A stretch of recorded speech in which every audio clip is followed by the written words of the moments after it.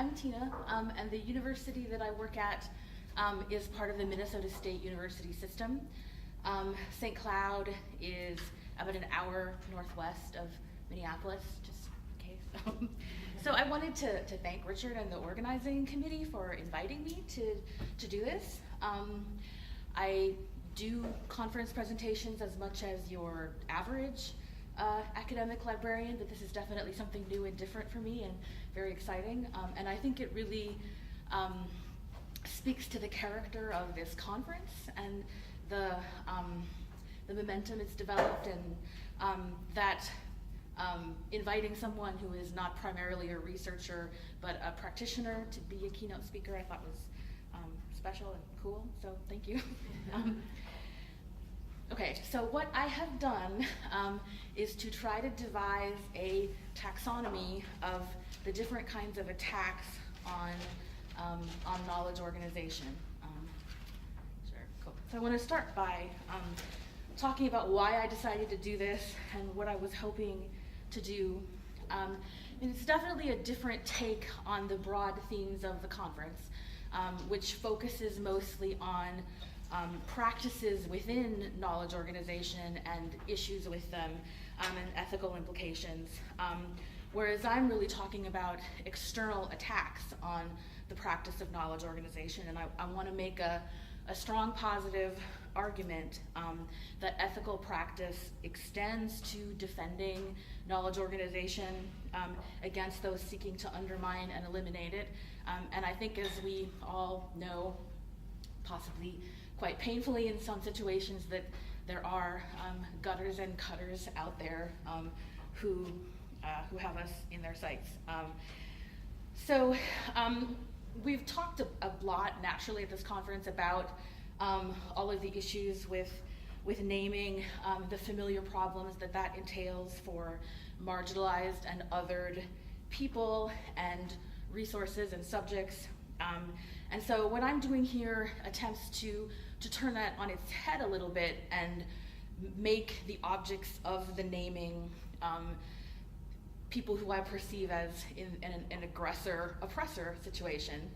But I just wanted to say that's still really problematic. I mean, I'm not going to go into that in a lot of detail in the presentation, but in the discussion part, it's certainly something that we could talk about, because it's clearly as big of an issue in this context as it ever is.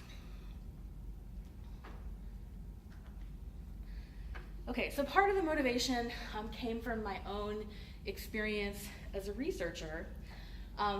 So back in 2005, I co-wrote a study with Arlene Taylor that was, this slide is the follow-up study, which just came out in CCQ earlier this year.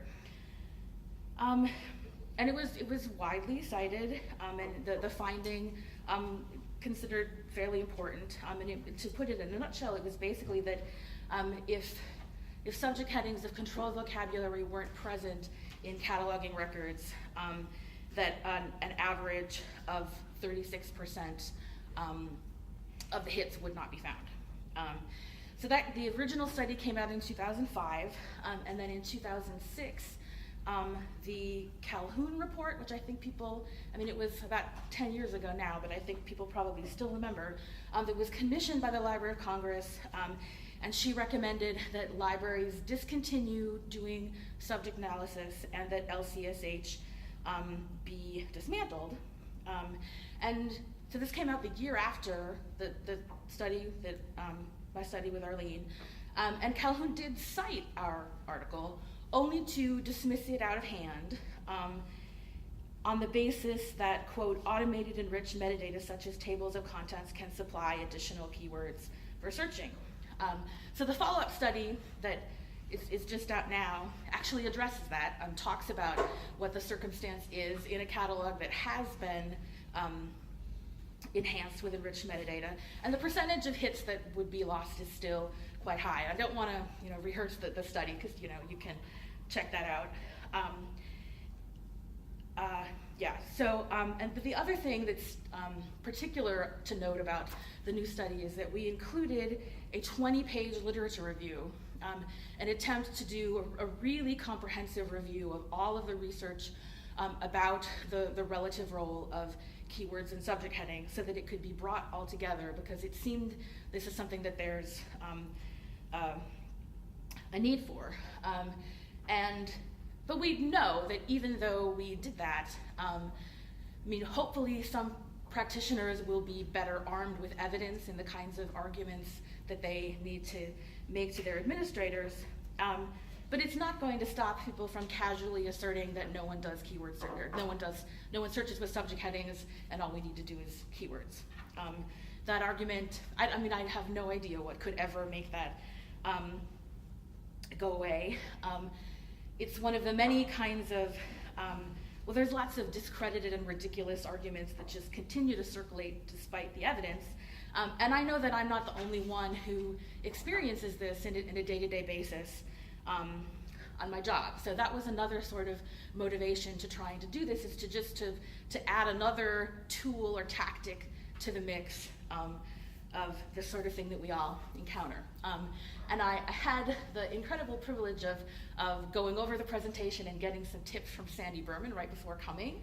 And when I was talking about this part, he mentioned that it really reminded him of science denialism, and particularly deniers of climate change, because even though they're persisting in this completely unsupported belief in the face of a mountain of evidence, like there's no budging from this situation. And the further problem is that a lot of these people are in positions of power that actually make a concrete difference in the real world. So that's something I wanted to throw in.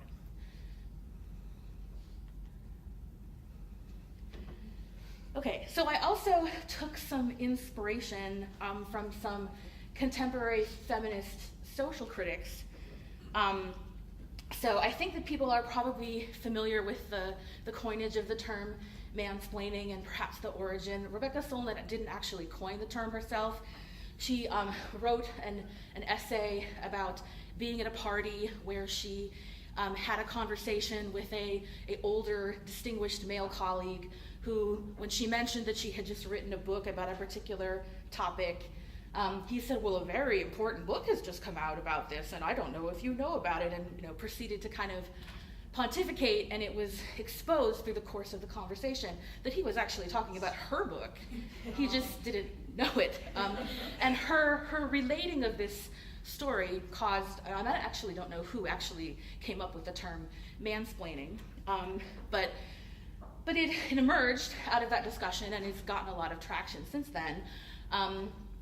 And I remember I had a conversation with my mom in which I used the term, and then I realized, she's not really like a person who's all over social media like I am, and so I started to explain what it was, and she's like, no, I already know, you don't need to tell me, it's clear.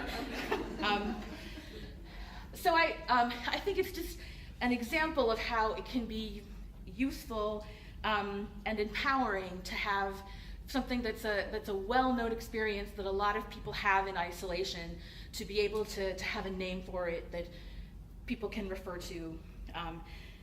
And I don't really have hopes that anything that comes out of this is going to have that kind of.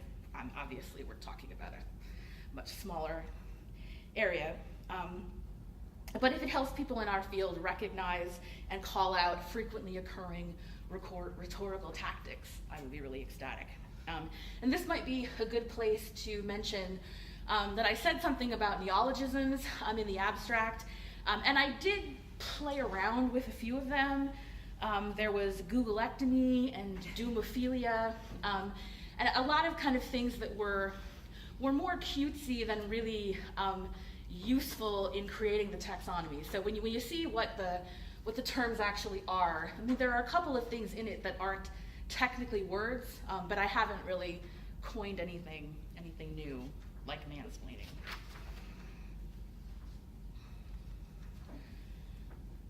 And another thing that happened fairly recently that I took some inspiration from and helped me formulate how to go about it was Arnita Sarkeesian is a a video blogger who does feminist analysis of the treatment of women in video games. And as a result of that, has been a target of just incredible sexist attacks and gets death threats regularly. And so fairly recently, she published this internet guide to the different types of trolls. And so it's only related in the sense that it's another instance of recognizing attacks for what they are, being able to identify and call them out. Was something that I thought about.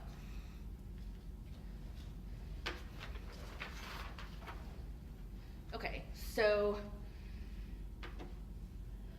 one of the limitations that I wanted to be clear about is that there's all kinds of different attacks on knowledge organizations that aren't necessarily purely ideological, right? I mean, sometimes cuts are implemented and there's not necessarily some kind of prettified wrapping that they're presented in, and so that I really am just focusing on rhetorical and ideological attacks here. Some of the things that I'm talking about are not necessarily specific to knowledge organization, although as I discuss them, that's the aspect that I'm going to talk about. Some of them could apply to all of information science and some even more broadly. And that it's not necessarily the case that any kind of instance that you could think of is just going to fall into one category, because there are all kinds of hybrid attacks. And in fact, it might be a fun game or exercise to pick any two random categories and try to come up with something that we've heard that actually employs both of them, because I think that you could probably do it in every case.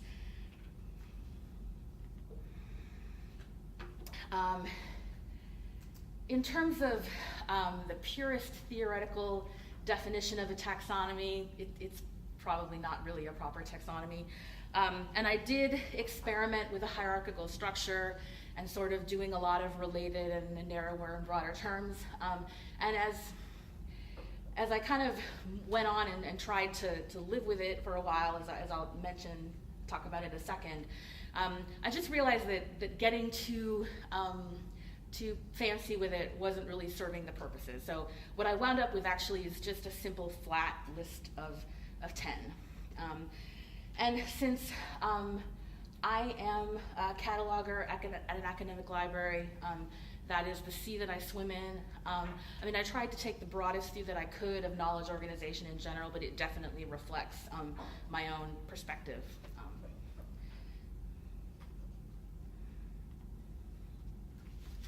Okay. So I wanted to talk a little bit about how I actually went about doing this. The first thing that I did was just to try to identify and read everything in the literature that seemed to be in some way debunking a misconception or a popular belief. And then I solicited input from a lot of people on an individual basis.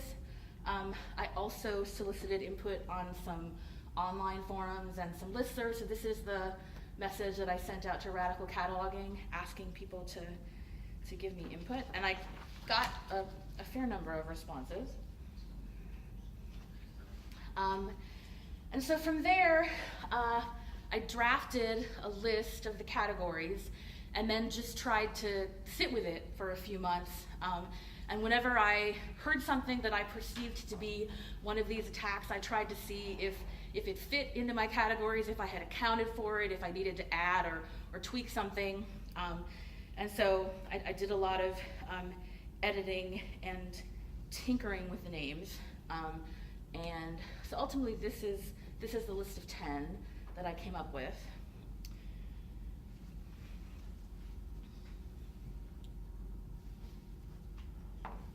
So what I'm going to do for the rest of the presentation is just go through them one by one, give some examples.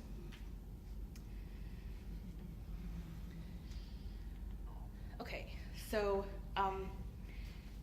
embracing austerity. At different points, I also call this extolling austerity, which was basically about making voluntary reductions that aren't even demanded by higher ups, just in the hope of pleasing them, Or this at one point had a subcategory called presenting cuts as innovation. And this is something, I mean, that I've heard many, many examples of in my own experience. I once heard, in the specific context of a discussion about innovative methods, I heard an administrator boast that he had cut a certain number of staff cataloging positions as just by itself an example of innovation. And it was, hard for me to, that's not even uncommon. Like, I don't know how one could even conceive of that as being an innovation, but it's definitely out there. And the thing that so part of all this is because I'm one of the people that I hope it helps make a little more confidence and be a little bit more prepared and feisty when I hear these kinds of things. Because I just, kind of heard it and, thought things to myself and didn't really respond. But it's like, what would actually have been innovative in that situation? I mean, if you have staff who have been doing work that either has been greatly reduced or is no longer necessary, is it more innovative to just cut the positions or to actually find work that they can do that actually improves access and isn't what they had been doing before? Anyway.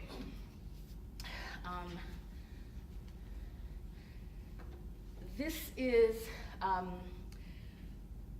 the Redefining the Academic Library was a report that came out in 2011. It was the subject of my presentation at the second iteration of this conference back in 2012. And I'm going to be returning to it as an example a number of times because it's full of just egregious ideological attacks on knowledge organization. And so in the case of embracing austerity, one of the main things that this report did was to take an example of a particular academic library, which was UC Merced in California, which was a new library that started out with an incredibly lean model in terms of staffing and collections. And this was presented very explicitly by the report as an incredibly fantastic cutting edge thing because of all of the activities that they didn't do and all of the types of staff that they didn't have.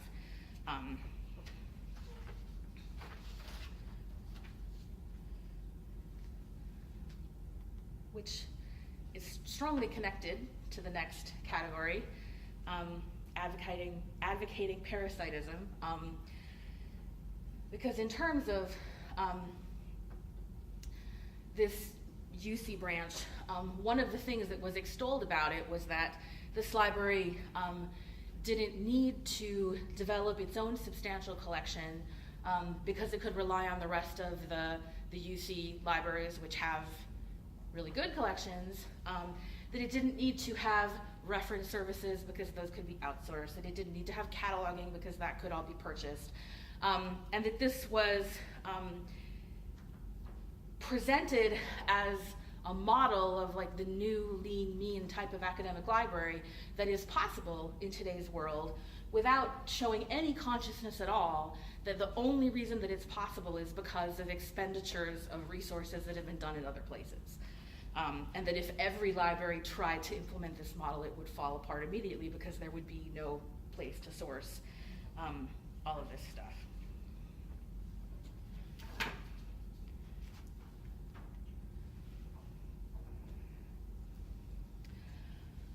Oh, okay. I think disregarding quality is probably the most self-evident. People who responded in particular talked about how, of course, there's an issue of determining what exactly is good enough and what serves users adequately and meets needs as best we can given the resources and that we have, and trying to actually determine ethically what that is, but that gets conflated sort of with not engaging in that process and just declaring anything whatsoever to be good enough and assigning a different meaning to that.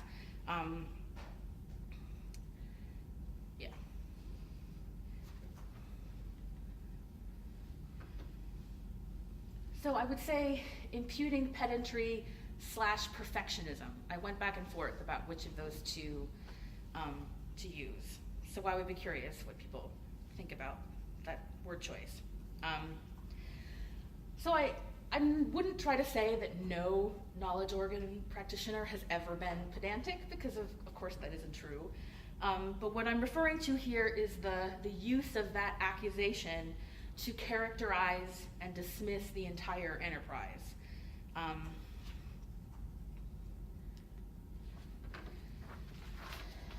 And a really interesting and important treatment of this was done by David Bade in an article in CCQ back in 2008, where he talks about some obsession in the literature with this idea of the perfect record, and he actually found that it's not catalogers or knowledge organization practitioners who talk about or aspire to the perfect record, that this is a tactical, rhetorical tactic of people who are just seeking to characterize kind of all quality concerns as stemming from that. So if you haven't seen that article, I strongly recommend it. Okay, the next one is trivializing. This was another one in particular that the feedback that I got from people brought up a lot, that people apparently are encountering this on the job a lot. One thing that I thought I would just throw in is that I think there is a connection here to bibliocentrism that contributes to this notion, in that, if it's just transcribing the title page, like how hard is that? So I'm just gonna, this is just a quote from one of the respondents who I really had sympathy for the situation that this person is facing at work. But these are, like typical kinds of dismissals. And that trivializing was actually, I initially had named this category assuming simplicity, and I couldn't quite figure out how to crystallize that. It was when I talked to Sandy, he was like, oh, they trivialize it all the time. I was like, that's what I was trying to say. Okay. Vendor mystification is meant to refer to ideas of the services that vendors can provide that are based on really nothing but belief in the supernatural. And just one particular example is I had a pretty bizarre conversation with a library director once, in which he asserted that his library had outsourced its entire cataloging operation to Amazon, and that Amazon was doing the cataloging, and it was great and cheap, and couldn't be happier with it, and we should try this too. And I didn't think that could be right, because I had never heard of this being a thing. And it was interesting. So I actually poked around and found that in 2006, Amazon did make a brief foray into providing vendor services.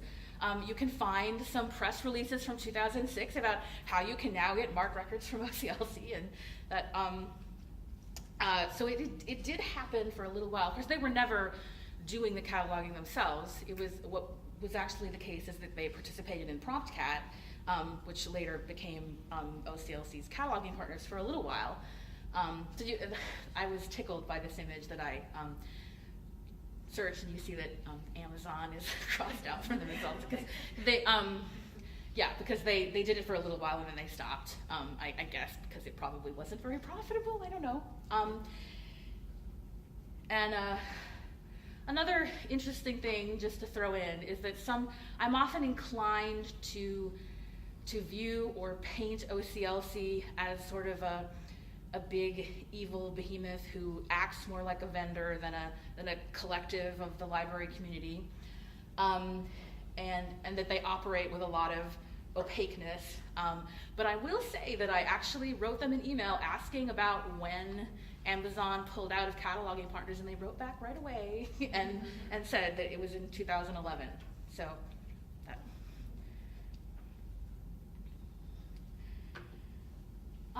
So closely related is search technology mystification.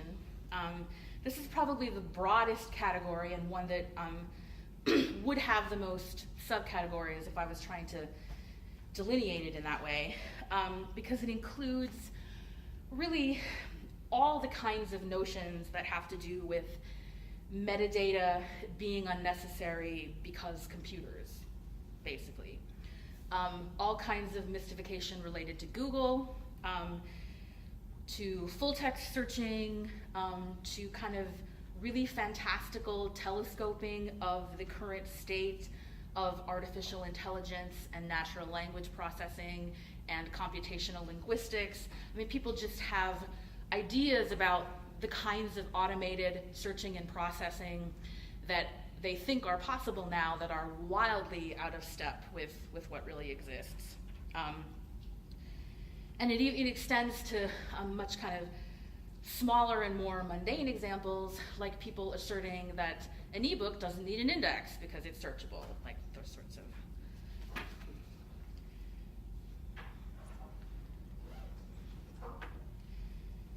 Okay, so distorting user behavior. This I meant to include both assertions about user behavior that are not supported by evidence and are likely untrue, and also assertions based on user behavior that might be accurate, but that are used to make an argument that does not follow from that are just willful misinterpretations. So a lot of the sorts of no one ever does this, no one knows this, no one will try this, while those are often true as generalizations of the most mainstream, there are usually some group of users with specialized needs who are doing things that the majority of users don't do. And this, that sort of no one ever does that is used to disregard the needs of those people.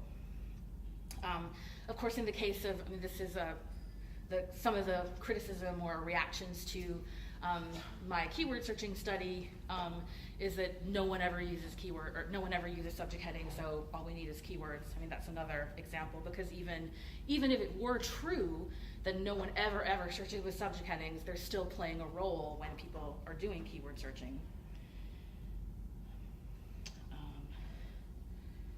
And my favorite example, and this is for some reason just ubiquitous, when people are trying to make an argument that our tools are useless and everyone hates them, which I mean I don't mean at all. I mean I think with the audience here it's safe to assume, like, of course, I mean the main thing that we've been discussing at this conference are issues with our, the tools that we create. I mean, so I'm not trying to say that there's no critique to be made, but when this broad dismissal is made that leads to not to improving or ameliorating the problems, but just to discontinuing them completely. This always comes out. Statistics about where users start their research is conflated with all of the resources that users use ever at all. And I think it's such a transparent sleight of hand that it always surprises me that it's so pervasive, but.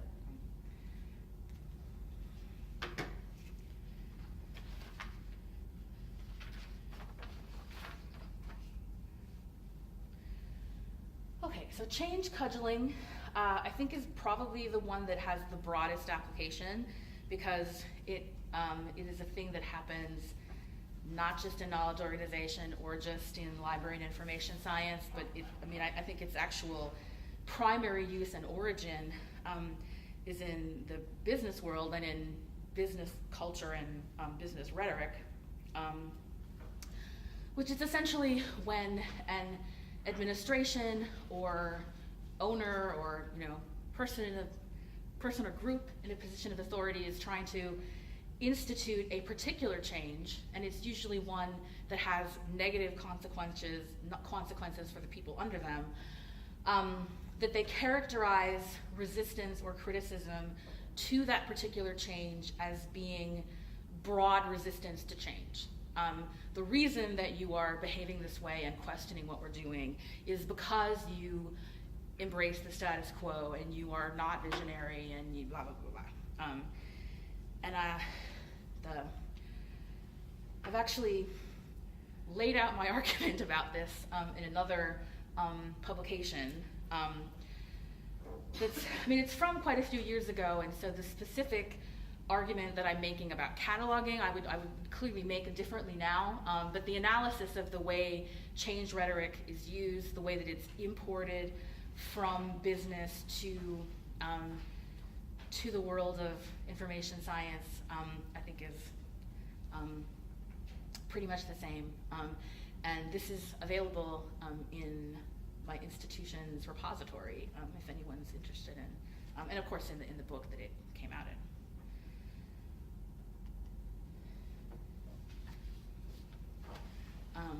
This is the last one, doomsaying. This too has broad applicability. It's a close relative, I would say, of people who are enamored of disruption, a very similar sort of rhetoric that is popular now, which is sort of urgent messages that we must stop everything that we're doing and change everything utterly, or it's over. Or it's really already over and we just haven't figured it out yet. And I think the most egregious implementers or users of doomsaying is the Taiga Forum, which is, I think, are people familiar with who they were or are? It's sort of a periodic event of sub-administrators in libraries who meet to put out proclamations like this, writing our own obituary, and they're meant to be provocations, and that's another, I might still have to go back and add something about the provocation thing, so I want to read a quote about this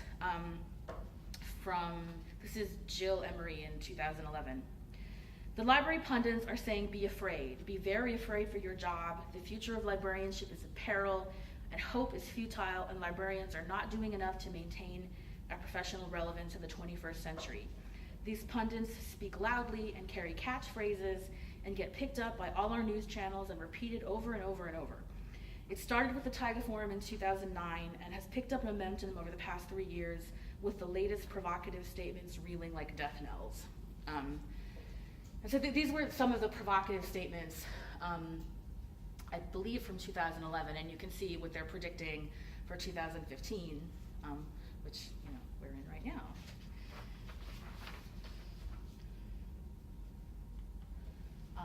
And I wanted to mention a recent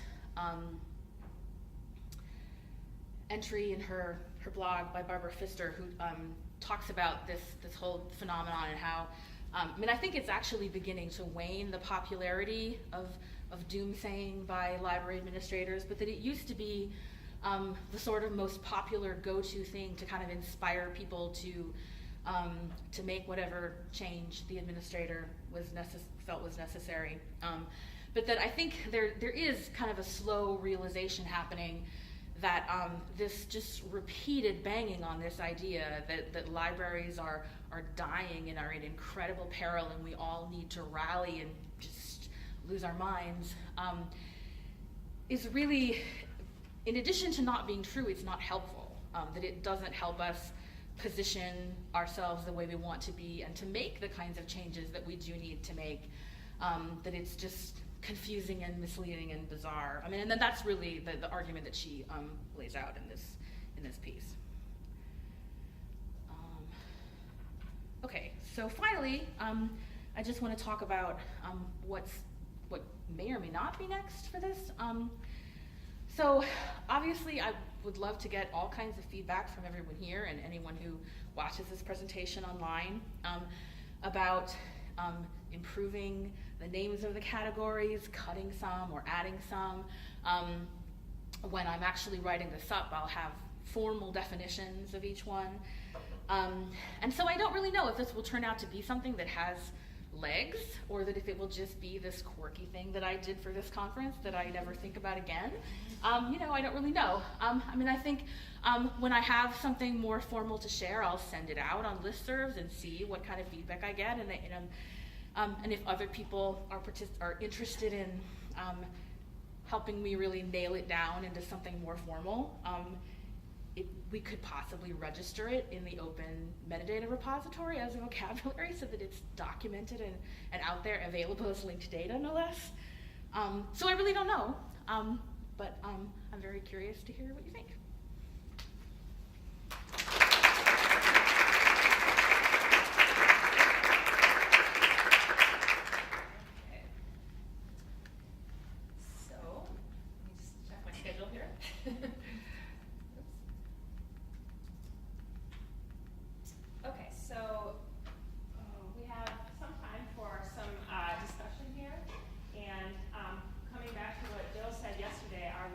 Wringing our hands, or are we having action? So I'm sure many of you have examples in your mind as she went through each of these of what of examples from your own practice, your own environment. So if anyone has comments or Danny, he's got a comment. So go ahead. Thank you very much, Nina, for your talk. The other day when I was coming here, when I was at the airport, maybe this is something that everybody knows, but I never heard of it. I was at a bookstore, and they had something that they sell books, and then you can return them, and you get 50% of the price, something. And I was thinking, wow, that's a great idea, but libraries do it for free, right? So, and I was wondering if many of these attacks on our practices really come from the book industry. From those lobbies, because for instance in Europe, the equivalent to the RIAA here, they deal with royalties and these things. They wanted to charge libraries for loans, and there was a huge campaign against it from libraries because they said that loans they don't. They reduce sales. And maybe I was wondering when actually when you were talking the Amazon partnership, when we were working with Holocaust and with all these book industry things, we saw that there were many connections that they partnered, they had many collaborations with OCLC, the book industry. So I wonder how, the same materials we are providing for free as a social, with a social mission as libraries, why? If it's possible that they want to, we see it as economical, as a commercial threat. Yeah, I think that the relationship between libraries and booksellers is really complicated, because while we're both a competitor and a customer, that in some cases they're very dependent on. It's interesting. It's something I'll really have to think about, because while there are many kinds of attacks that originate from that competitive relationship, I'm having trouble thinking of particularly ideological ones, like ones that fall into the kind of stuff that I'm talking about here. Although, one thing, that you encounter every once in a while, someone talking very excitedly about the prospect of Netflix for books, and it's like, oh my God. We've got it already. It's free. Go ahead. First of all, wonderful. This is fabulous. The categories for disregarding quality and then imputing pedantry. Can you explain a bit more about how those differ? Because I felt like with David Bates' article, for example, his really discussion about the perfect record was about people disregarding quality, right? So I felt that was just essentially kind of similar, very, very similar. So I just want to kind of understand Well, they're very similar. Yeah. I mean, they're kind of two sides of the same coin in a certain way. Although, I mean, it's possible to not care about quality and to denigrate it without necessarily saying the reason is because of these people and the way that they are. And that can be invoked for reasons other than wanting to disregard quality.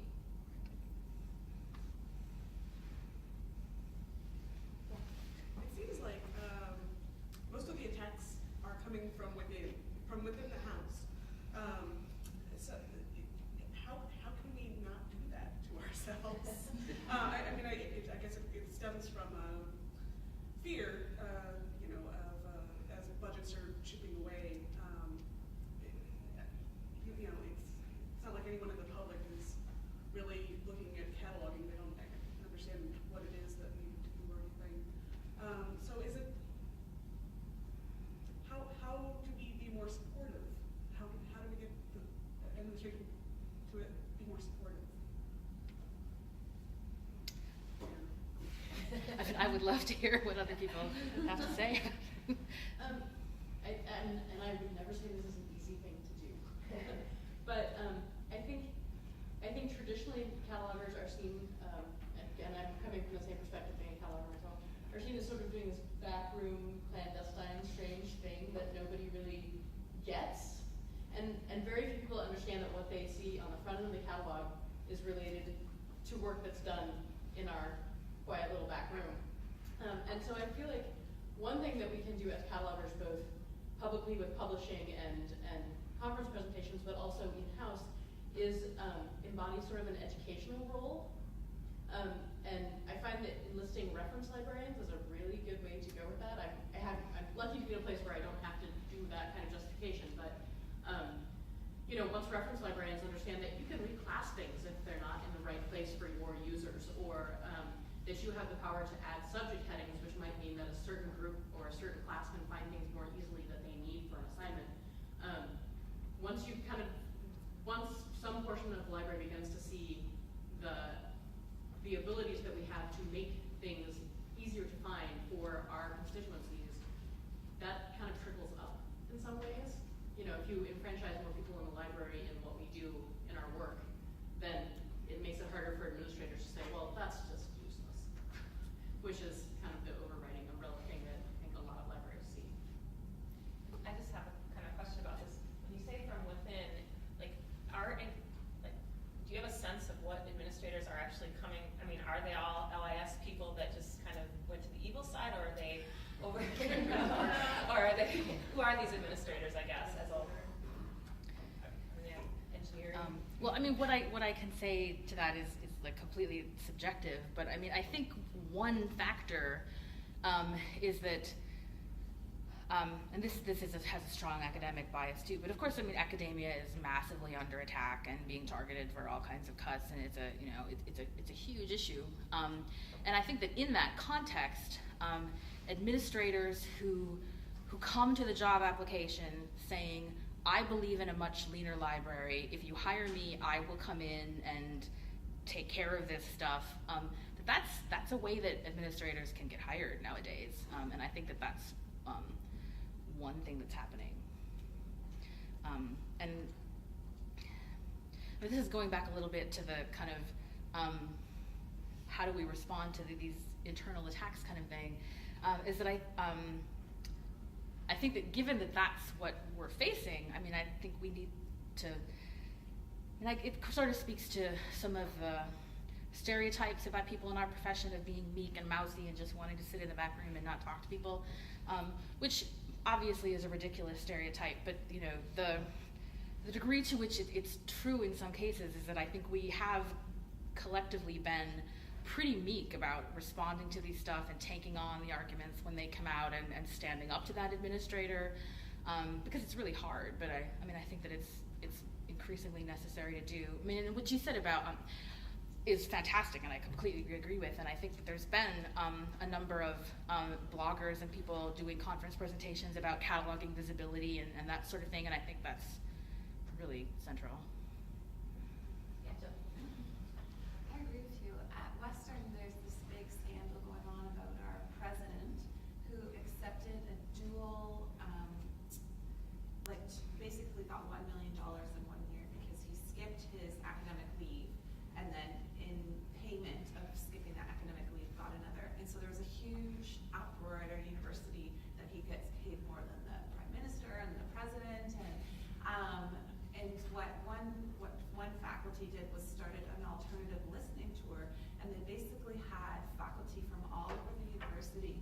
posting, like just basically breaking down administration's arguments, and really offering an alternative, like critiquing, like what is this university for?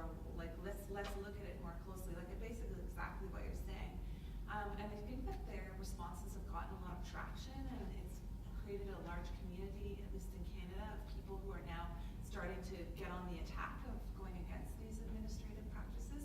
And I could see something similar happening like this. This is like exactly what that is. Like if you're posting it and if people are continuing to debunk this argument, then that's kind of an exciting movement in the right direction. Could you tweet the link to what you're talking about with the comment? I don't tweet. Oh, or There is someone who tweets the link. Other comments?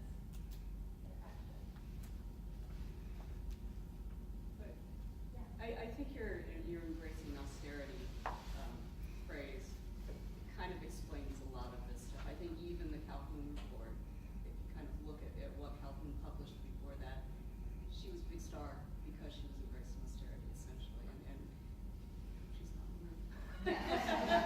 But I think that is part of the key, that from kind of doing this to ourselves, that's kind of because maybe we can rise up in the organization and in the profession if we do this innovative thing to embrace austerity.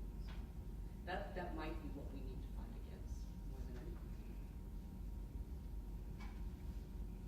And not just in the world of information science, but of the world in general. I mean, because this, like, I'm going to wax a little bit political here. I hope it's okay. But I mean, just the general disinvestment that has happened in this country in everything having to do with the social good, from infrastructure to healthcare to education, and that this wave of austerity that's being shoved down our throats on the back of the emaciation of the labor movement and all sorts of things, that it really the causes for it are not natural. I mean, they're economic and social. And the fact that all this is happening has to do with a political situation, which is not one that's easy to change. But like clearly, if there's hope, that's the agenda. I think. Sorry.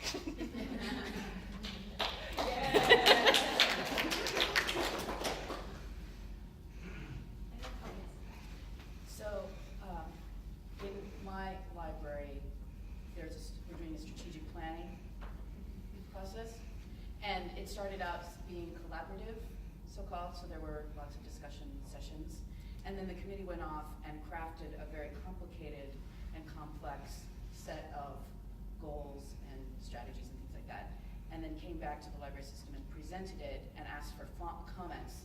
And the document itself was so complicated that I had to make a concept map for myself in order to understand what was going on in the document. And once I saw the concepts, what I realized is that all of these behind-the-scenes activities, including cataloging and including preservation and conservation, so everything that kind of deals with, if you like, the way I've thought about it to myself, the physical thing, the thing itself, were just off the table completely in the strategic plan. Yet, many of the things in the strategic plan that were like cool digital things relied completely on those behind-the-scenes things. And so they were asking for comments, but the plan itself was so complex that nobody had ground to stand on to make the comments. So I don't know where this falls in the taxonomy, but it's kind of like silence through complexity or something like that, or like avoidance through complexity, because if you don't even understand what people are saying, where do you find the blanks that you can draw attention to in order to say, but actually you need to continue to put resources and importance toward these activities that make all this other stuff possible. So it's kind of advocacy, but also I'm not sure really what I mean beyond that, but if I had to work that hard in order to understand what my colleagues put together, I think that that in itself is something that we And so then an administrator, the dean of the library, is gonna use that strategic plan to say, hey, look what we're doing, we've got a strategic plan, and this is what's guiding our work. But nobody understands it. So actually you can put anything you want in the strategic, like couch it as whatever you want it to be, kind of, because who knows what it's saying. Anyway. Thank you. I wrote down obfuscation.